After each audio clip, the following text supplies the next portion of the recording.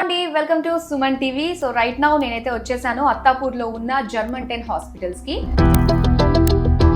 Attapur and చుట్టుపక్కల ఉన్న ఏరియాస్కి జర్మన్-10 hospitals అంటే సెపరేట్గా పరిచయం చేయాల్సిన అవసరం లేదు. నేను మీట్ అయ్యాను general physician doctor Nivedita Joshi గారు. హలో నివేదిత గారు. Hi Madhuri, nice to meet you. Nice to meet you అండి. ఏంటంటే నేను చాలా క్వశ్చన్స్ తోటి చాలా సమస్యలతో వచ్చేసాను మీ దగ్గరికి. అండ్ ఇప్పుడు సీజనల్ చేంజెస్ ఒకప్పుడుతో పోలిస్తే ఇప్పుడు ఎక్స్ట్రీమ్ కోల్డ్ ఉంది. అసలు పొద్దున్న లేవడానికి ఇబ్బంది, వాకింగ్ చేయడానికి ఇబ్బంది, అన్నిటికీ కూడా ఫీవర్స్ కూడా వెరీ కామన్ అండి. Fever, cold, cough.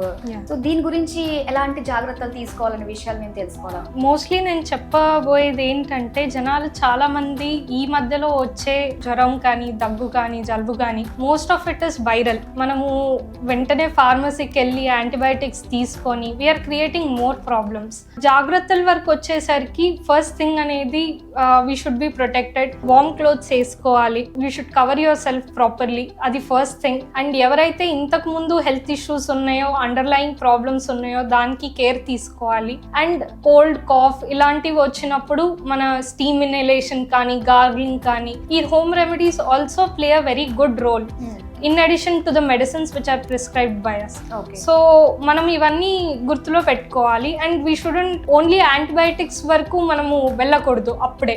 So first డాక్టర్ని కన్సల్ట్ అవ్వగానే మనము యాంటీబయాటిక్స్ స్టార్ట్ చేస్తే బెటర్ ఎప్పుడైనా. ఓకే, ఇక్కడ చాలా మంది ఏంటంటే సొంతంగానే సెల్ఫ్ ట్రీట్మెంట్ చేసేసుకుంటూ ఉంటాం. యాక్చువల్గా ఏంటంటే ఫీవర్ వచ్చిన ఎన్ని డేస్ తర్వాత డాక్టర్ని కన్సల్ట్ అవ్వాలంటారు? ఒక 1 to 2 days ఇంట్లో ట్రై చేసిన తర్వాత 2 daysకి ఫీవర్ తగ్గకపోయినా, చలితో జ్వరం వచ్చినా, మళ్ళీ ఫీవర్ వస్తుంది, నైట్ టైంలో ఎక్కువ ఫీవర్ ఉంటుంది అంటే అది సింపుల్ దగ్గు, జలుబు, ఫీవర్ కాదు అనే అవకాశం ఉంటుంది. సో అప్పుడు డాక్టర్ని కన్సల్ట్ అవుతే బాగుంటుంది. ఓకే, సో అలానే మనకి ఫీవర్స్ అనగానే వైరల్ ఫీవర్స్ చాలా రకాలుగా కొత్త పేర్లతో వస్తూ ఉన్నాయి. ఏది సీరియస్ గా తీసుకోవాలంటారు? మనం అన్ని కామన్ అయిపోయినాయి కదా, ఇది కూడా అదే అయ్యి ఉంటుందిలే, సెల్ఫ్ ట్రీట్మెంట్ చేసేసుకుందాం అన్న ఆలోచనతో ఉంటాం కదా. మోస్ట్లీ వైరల్ ఫీవర్స్ లో ఈ మధ్యలో అంటే ఎక్కువ సివియారిటీతో వింటర్ లో వచ్చేది ఇన్ఫ్లుయెన్జా వైరస్ అండ్ వేరే వైరసెస్. చాలా థౌజండ్స్ ఆఫ్ వైరసెస్ ఉంటాయి కానీ మనం ప్రతిదీ టెస్ట్ చేయలేము. సో వైరసెస్లో ఇన్ఫ్లుయెన్జా మోస్ట్ కామన్ వింటర్ టైంలో వచ్చేది. అది కాకుండా వైరసెస్లో డెంగ్యూ మెయిన్ థింగ్ మనం రూల్ అవుట్ చేసుకోవాల్సింది. సో ఇవి మనం అన్నిటికీ లక్షణాలు వేరేగా ఉంటాయి. సో మీరు డాక్టర్ దగ్గరికి వెళ్తేనే మీకు అది ఏంటో అనేది వాళ్ళు చెప్పగలరు. మీరు సెల్ఫ్ మెడికేషన్ చేసుకుంటా వెళ్ళిపోతే ఇట్ డస్ నాట్ హెల్ప్. అది ఇంకా వర్సన్ అయిపోయే అవకాశాలు కూడా ఉంటూ ఉంటాయి. అండ్ కమింగ్ టు జర్మన్-10 హాస్పిటల్స్, సో దీని గురించి చాలా విన్నామండి. ముఖ్యంగా ఆర్థోకి సంబంధించి అంటే మల్టీ స్పెషాలిటీ.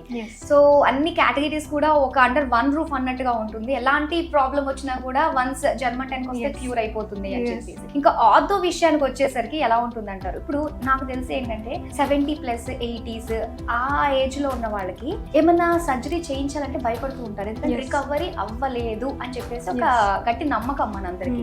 అలాంటి వాళ్ళకు కూడా ఇక్కడ ట్రీట్మెంట్ జరిగి చక్కగా నడిచేస్తున్నారని విన్నాం.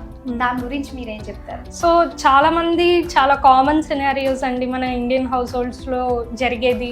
ఇంట్లో ఎల్డర్స్ ఎవరైతే ఉన్నారో వాష్రూమ్ లో పడ్డారు, హిప్ ఫ్రాక్చర్ అయింది, ఆర్ మోకాలు నొప్పులతో, నీ పెయిన్స్ తో నడవలేకపోతున్నారు అనేది ఇవన్నీ చాలా కామన్ ఇష్యూస్ అయిపోయినాయి ఈ మధ్యలో. సో అలాంటప్పుడు ఏంటంటే వాళ్ళ ప్రీ ఎగ్జిస్టింగ్ హెల్త్ కండిషన్ ఏదైతే ఉందో అది కూడా మనం ఆప్టిమైజ్ చేసుకోవాల్సిన అవసరం ఉంటుంది.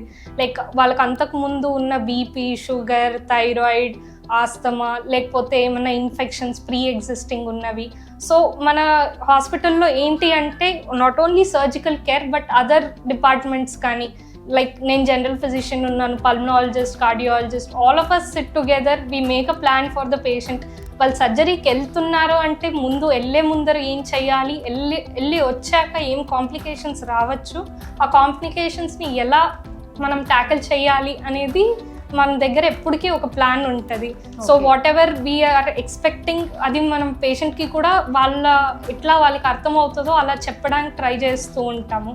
సో వాళ్ళు కూడా అది అర్థం చేసుకొని తర్వాత సర్జరీకి వెళ్తే they will know what they are in for అని. ఓకే, సో అయితే మనకి జస్ట్ మిత్తే అన్నమాట. 60-70 తర్వాత చాలా మంది రికవరీ అవ్వడం ఛాన్స్ లేదు అనడానికి అది మిత్ డెఫినెట్ గా. ఓకే, సో చాలా మంది హ్యాపీగా వచ్చి రీసెంట్ గా ఒక ఆవిడ 89-year-old వచ్చారు. బ్లడ్ వాజ్ వెరీ లో, 6 ఉండే. సో ముందు బ్లడ్ ఇచ్చాము, యూరిన్ ఇన్ఫెక్షన్ ఉండే, అవన్నీ ట్రీట్ చేసి హిప్ ఫ్రాక్చర్ అయిందని సర్జరీ చేసి she went home fine and now she's walking. So all those things do happen. Okay, so చాలా మందికి మనసులో ఎగరాలని ఉంటుంది, నడవాలని ఉంటుంది, పరిగెట్టాలని ఉంటుంది. మన ఏజ్ వచ్చేసింది కదా, మనం అన్నిటికీ కాంప్రమైజ్ అయ్యి ఉండాల్సిందే అనుకోవడం మాత్రం తప్పు. డెఫినెట్లీ తప్పు. ఓకే, దీన్ని బట్టి మాకు అర్థమైంది. నిజంగా చాలా మంది చూస్తున్న వాళ్ళకి ఆర్థోపెడిక్ గా సో ఎక్కడ అసలైన సరైన ట్రీట్మెంట్ దొరుకుతుంది అంటే మీరు అన్నట్టుగా సో మనకి వచ్చేసి జర్మంటన్ హాస్పిటల్స్ అని చెప్పేసి ఒక మాటలో చెప్పొచ్చు, ఎగ్జాంపుల్స్ కూడా చెప్పారు కాబట్టి. సో ఇక కమింగ్ టు చాలా ఉన్నాయండి జనరల్ ఫిజిషియన్ తోటి మాట్లాడడానికి. ప్రతిదీ కూడా ఒక్కొక్క డౌట్స్ వస్తూ ఉంటాయి, వాటిని మనము రెక్టిఫై చేసుకుంటూ మంచి లైఫ్ స్టైల్లో పెట్టుకుంటే కనుక హెల్దీగా ఉంటాము. ఇంకా లైఫ్ స్టైల్ డిసీజెస్ అండి, వీటిని మనం ఎలా ఓవర్కమ్ చేయొచ్చు అంటారు? మోస్ట్లీ మనం ఇప్పుడు చూసేది ఏంటంటే చాలా మంది ఐటీ జాబ్స్, డెస్క్ జాబ్స్ చేస్తూ ఉంటారు, ఎక్కువసేపు కూర్చొని ఉంటారు. So they say like sitting is like new smoking అనమాట. సో ఎలా అంటే ఎప్పుడు కూర్చొని ఉండటం is as equally harmful as smoking లాగా. So we should active life style maintain చేయాలి, వాకింగ్ చేయాలి. అండ్ ఎస్పెషలీ బిలో 40 ఉన్న వాళ్ళు అట్లీస్ట్ వారానికి ఒక 5 times ఎక్సర్సైజ్ చేయాలి. వీ షుడ్ డైట్ మీద కాన్సన్ట్రేట్ చేయాలి. మనం ఈ మధ్యలో మనకి అన్ని ఫుడ్ డెలివరీ యాప్స్ చాలా ఈజీగా అయిపోయినాయి కాబట్టి మనము చాలా వెంటనే జంక్ ఫుడ్ తినేస్తూ ఉంటాము. సో అవన్నీ అవాయిడ్ చేయాలి, ఆ హెల్దీ బిహేవియర్ని మనం అడాప్ట్ చేసుకోవాలి. So the main thing about life style disorders is మన బిహేవియర్ని ఫస్ట్ మనం మార్చుకోవాలి, మన లైఫ్ స్టైల్ని ఫస్ట్ మనం మార్చుకోవాలి. మీకేంటండి డాక్టర్స్, మీరు ఎన్నైనా చెప్తారు ఇలా మార్చుకోండి అలా మార్చుకోండి అని, కానీ అవతల కూర్చున్న వాళ్ళు మాకు అసలు ఏ విధంగా ఛాలెంజింగ్గా తీసుకోవాలంటారు? అసలు ఖచ్చితంగా మార్చుకోకపోతే మీ పరిస్థితి ఇది అన్నట్టుగా మీరు ఏం చెప్తారు? బీపీలు షుగర్లు తెచ్చుకుంటే రోజు బిల్లలు వేసుకోవాల్సి వస్తుంది, కొన్ని ఇయర్స్ అయితే ఇన్సులిన్ వేసుకోవాల్సి వస్తుంది. ఐ థింక్ ఆ థాటే ఈక్వల్లీ టెరిఫైయింగ్ ఉండాలేమో జనాలకి. అవునవును, అది గుర్తు చేసుకుంటూ ఉండాలి ప్రతిసారి. ఓకే, సో ఇక థైరాయిడ్ అండి, హార్మోనల్ ఇంబ్యాలెన్స్ ముఖ్యంగా లేడీస్ లో చాలా ఎక్కువ కనిపిస్తుంది. అండ్ పిల్లల్లో కూడా అమ్మాయిల్లోని తొందరగా పీరియడ్స్ రావడము, ఇవన్నీ కూడా అసలు దేనికి రీజన్స్ అంటారు? అంటే మనము లైక్ ఒక 1 generation బ్యాక్ వెళ్ళినా మనం చైల్డ్హుడ్ లో అంత జంక్ ఫుడ్ కానీ అప్పుడున్న అట్మాస్ఫియర్ కి మనకి ఆ ప్రాబ్లమ్స్ వెంటనే రాలేదు. కానీ ఇప్పుడున్న పిల్లలకి చిన్నప్పటి నుంచే ఒబిసిటీ, వెయిట్ గెయిన్ ఇవన్నీ ఇష్యూస్ ఉన్నాయి. అండ్ ముఖ్యంగా థైరాయిడ్ వరకు వచ్చేసరికి చాలా వరకు యంగ్ అమ్మాయిల్లో చాలా ఫ్రీక్వెంట్గా చూస్తున్నాము ఈ మధ్యలో. ఓన్లీ అమ్మాయిలకే కాదు, ఈ మధ్యలో అబ్బాయిల్లో కూడా ఇన్సిడెన్స్ అనేది పెరుగుతుంది. సో థైరాయిడ్ మెయిన్గా లైక్ వెయిట్ గెయిన్, ఆకలి అవ్వకపోయినా వెయిట్ గెయిన్, మళ్ళీ ఎప్పుడు నీరసంగా ఉండటము, డ్రై స్కిన్, హెయిర్ ఫాల్, ఇవన్నీ థైరాయిడ్కి లక్షణాలు అన్నమాట. ఓకే, సో ఇవన్నీ చూసుకుంటూ ఉండాలి దానికి. Okay, so healthy life style తోటి మనం చక్కగా ఉన్నామంటే ఎటువంటి అనారోగ్య సమస్య మన వద్దకు రాదు. సో దీనికి మనం ఎలాంటి హెల్దీ డైట్ ఫాలో అవ్వాలంటారు? సో మనము ఎస్పెషలీ సౌత్ ఇండియన్స్గా రైస్ ఎక్కువ తింటాము. సో డెఫినెట్లీ రైస్ కొంచెం కట్ డౌన్ చేయాలి. అండ్ స్వీట్స్, నాన్ డయాబెటిక్ వాళ్ళు కొంచెం వరకు తినచ్చు, but as much as possible మనం కట్ డౌన్ చేయడానికి ట్రై చేయాలి. అండ్ ఫైబర్ అనేది చాలా ఇంపార్టెంట్. మనం తినే దాంట్లో ఫైబర్ ఉంటే గట్ ఇష్యూస్ లాంటివి రాకుండా ఉంటాయి. సో ఇవన్నీ చూసుకో. And we have to include a large portion of our meal ఏదైతే ఫ్రూట్స్ అండ్ వెజిటబుల్స్ ఉండాలి. And if you eat eggs, so daily ఒక ఎగ్ తినడానికి ట్రై చేయాలి, because it's the best source of protein. So ఎగ్లో ఏంటంటే it's the best source of protein and it has the maximum bioavailability అనమాట. దాంట్లో ఉన్న protein అంతా మన బాడీ అబ్జార్బ్ చేసుకుంటుంది. ఎగ్ కదా అండి? ఎస్. సో ఈ మధ్య సోషల్ మీడియాలో బాగా రీల్స్ లో బాగా వినిపిస్తుంది ఏంటంటే ఎగ్ తినద్దు, ఎగ్ వల్ల క్యాన్సర్ వస్తుంది, దానికి ఏం చెప్తారు? దానికి ఎటువంటి సైంటిఫిక్ బ్యాకింగ్ అయితే లేదు నాకు తెలిసినంత వరకు అయితే. Egg is the best source of protein, best source of nutrition. చాలా వరకు అంటే చిన్న పిల్లలకి కూడా మీరు చూస్తూ ఉంటారు, గవర్నమెంట్ స్కీమ్స్ లో బాయిల్డ్ ఎగ్ ఇస్తారు.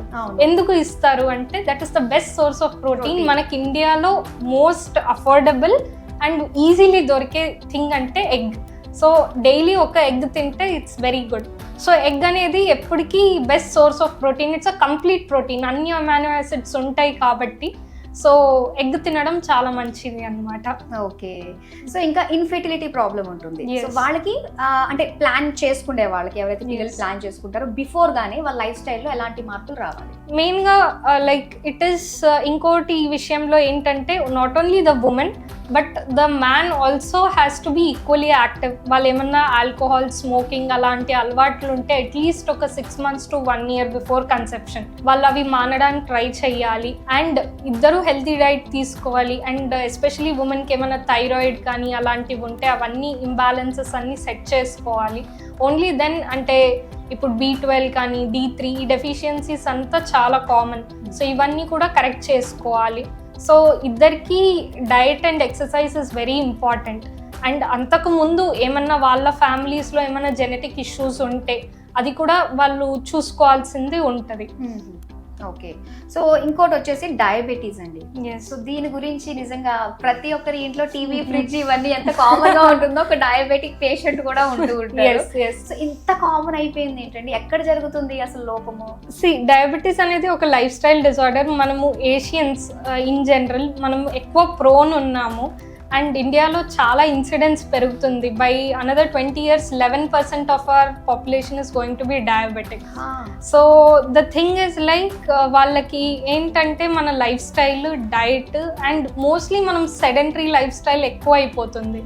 అండ్ ఇంకొకటి ఏంటంటే వెస్ట్రన్ పాపులేషన్కి హయ్యర్ BMI అంటే వాళ్ళు కొంచెం ఒబీస్ ఉన్నా కూడా వాళ్ళకి డయాబెటీస్ వచ్చే ఛాన్సెస్ కంపారిటివ్లీ తక్కువ ఉంటాయి. మనం లీన్గా ఉన్నా కూడా ఈజీగా డయాబెటీస్ వచ్చే ఛాన్సెస్ ఎక్కువ ఉంటాయి. ఎందుకంటే అదంతా genetics. And apart from that uh diet and life style. So డైట్లో ఏంటంటే మనం మోస్ట్లీ కార్బోహైడ్రేట్సే తింటాం. మన ప్రోటీన్ డైట్ చాలా చాలా తక్కువ ఉంటుంది మీరు వెస్ట్రన్ డైట్కి కంపేర్ చేస్తే. we eat very less protein and we eat very less vegetables or non-vegetarian diet also. So mainly diet and sedentary lifestyle. Yes, we can definitely delay if somebody ఎవరైనా వాళ్ళ ఇంట్లో parents already ఇద్దరు diabetic ఉన్న వాళ్ళకి ఆ genetic risk ఉన్నా కూడా డయాబెటీస్ని ఒక 5 to 10 years మనం డిలే చేయొచ్చు just by taking all these steps. Or they may not become diabetic also. So there is a chance if they maintain good lifestyle and diet. So definite గా హెరిడిటరీగా వస్తూనే ఉంటుంది అనమాట ఈ డయాబెటీస్ అనే ఆస్తి. Yes. Okay. So ఏదన్నా కూడా gut నుంచి స్టార్ట్ అవుతుంది మన హెల్త్ అన్నది. గట్ హెల్త్ ని ఎలా మెయింటైన్ చేసుకోవాలంటారు? సో మీరు పాతకాలంలో చూస్తూ ఉండొచ్చు, ఎప్పుడు ఫుడ్ తిన్నాక పెరుగన్నం తినాలి అని చెప్తూ ఉంటారు పెద్దవాళ్ళు. భోజనం అంటాం కదా. ఎస్, పెరుగన్నం తింటేనే భోజనం చేసినట్టు అంటారు. ఎందుకు అంటారు అంటే it has a lot of probiotics and prebiotics. మన గట్లో ఉన్న మంచి బ్యాక్టీరియాని పెరుగు అనేది it will maintain, it will supplement. So ఈ ప్రోబయోటిక్స్, ప్రీబయోటిక్స్ అంతా గట్లో curd is a main thing. And ఎవరికైతే ఈ మధ్యలో IBS ఇలాంటి ప్రాబ్లమ్స్ చాలా ఎక్కువ వస్తున్నాయి, సో వాళ్ళు ఏంటంటే దానికి లో ఫుడ్ మ్యాప్ డైట్ అంటాము అనమాట. సో సింపుల్ షుగర్స్ అవాయిడ్ చేయాలి, జంక్ ఫుడ్ అవాయిడ్ చేయాలి. అండ్ ఈ లో ఫుడ్ మ్యాప్ డైట్ అనేది ఫాలో అవ్వాలి. సో ఇంకోటి ఏంటంటే చాలా మంది ఈ మధ్యలో ఇండియాలో కొత్తగా లాక్టోజ్ ఇంటాలరెంట్ అవుతున్నారు అనమాట. సో వాళ్ళు alternative options like soy milk, almond milk or curd. Yes, curd తినొచ్చు లాక్టోజ్ ఇంటాలరెంట్ ఉన్న వాళ్ళు కూడా.